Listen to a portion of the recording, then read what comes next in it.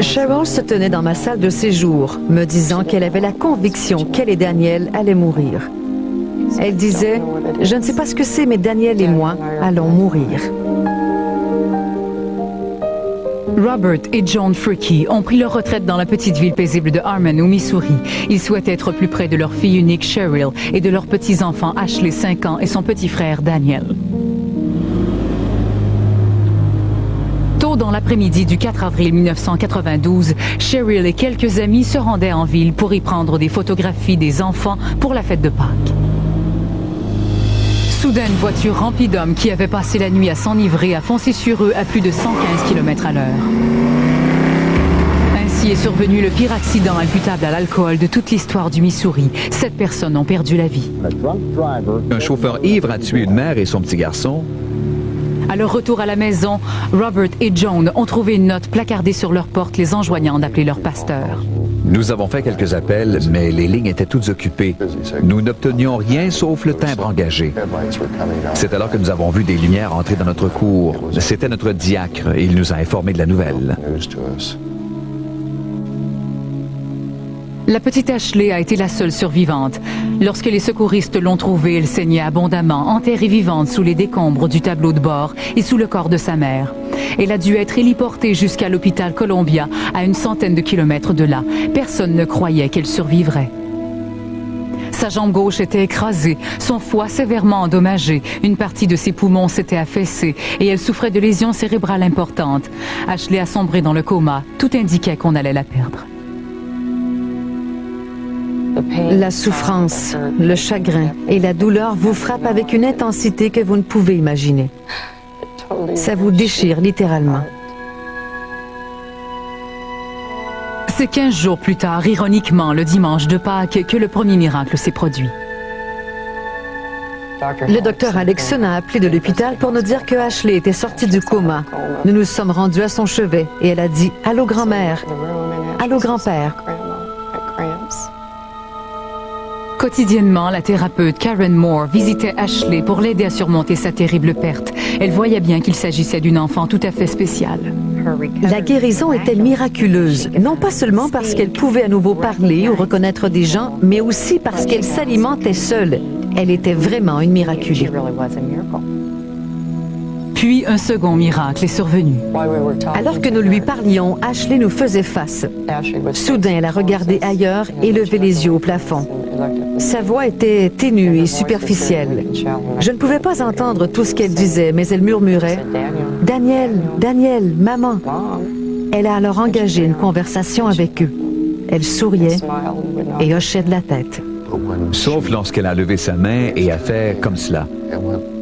Elle a élevé la voix, assez pour être entendue, et a dit « Au revoir, maman, je t'aime ». Au revoir, Daniel, je t'aime.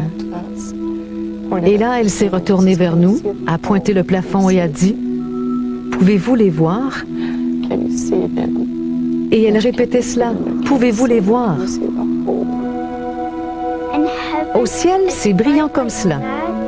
C'est comme si le soleil brillait de partout. Il ne fait jamais noir. Et j'ai vu ma maman et j'ai vu l'homme. L'homme m'a dit de m'en retourner et ma maman a dit qu'elle m'aimait. C'est tout ce que je me souviens. Elle m'a dit que sa maman était présente lorsqu'elle était dans le coma et qu'elle l'encourageait à s'en sortir. Elle était couchée sur le lit et a levé ses petits yeux aussi haut qu'elle pouvait et a dit « Ils sont partis par là. Ils sont partis par en haut et moi je m'en allais avec eux. Mais ils m'ont arrêté et m'ont dit « Tu ne peux pas venir. Tu dois rester. Ce n'est pas ton heure. » Et là, Ashley m'a dit « Je suis ici et eux sont au ciel. » Elle semblait tellement sereine, comme si sa maman était simplement partie au travail et qu'elle savait où elle se trouvait. Sans plus. Je pense que ce personnage a simplement soulevé le voile et lui a laissé jeter un coup d'œil sur le paradis, peut-être pour l'aider. Après 3 mois et demi, Ashley a pu rentrer chez elle. L'infirmière Amy Power était présente lors de sa réhabilitation. En sortant d'un coma, nous ne voyons jamais personne se rétablir aussi vite que Ashley l'a fait. C'est comme si quelqu'un veillait sur elle et disait « Hey, cette petite fille a encore à faire ici et nous allons l'aider de notre mieux. » 4 ans après, le plus grand miracle demeure Ashley elle-même, une saine et heureuse petite fille. Nous lui avons organisé des retrouvailles surprises avec son infirmière Amy. Ashley! How are you? Gosh, you're growing. Look at you. La thérapeute Karen Moore a également rendu visite à Ashley.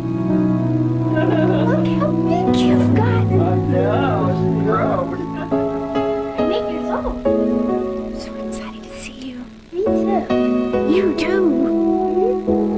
Good. You run like the wind, can't you? Oh, yeah. Ashley est une enfant miraculée. J'ai été bénie d'avoir pu travailler avec elle. J'ai de profondes croyances religieuses. Et d'avoir eu à prendre soin d'une enfant qui vous fait perdre vos œillères, ça vous ramène à une certaine humilité. Elle était si positive. Le paradis est là. Yeah, but good thing J'ai I eu de got belles choses en restant ici. Je n'aurais pas pu revoir grand-mère et grand-père. Lorsque je pleure, Ashley me caresse le dos et me dit « Grand-mère, ça va. Maman est au ciel et elle est heureuse. Elle va bien. Elle nous donne tellement de joie. C'est notre fille.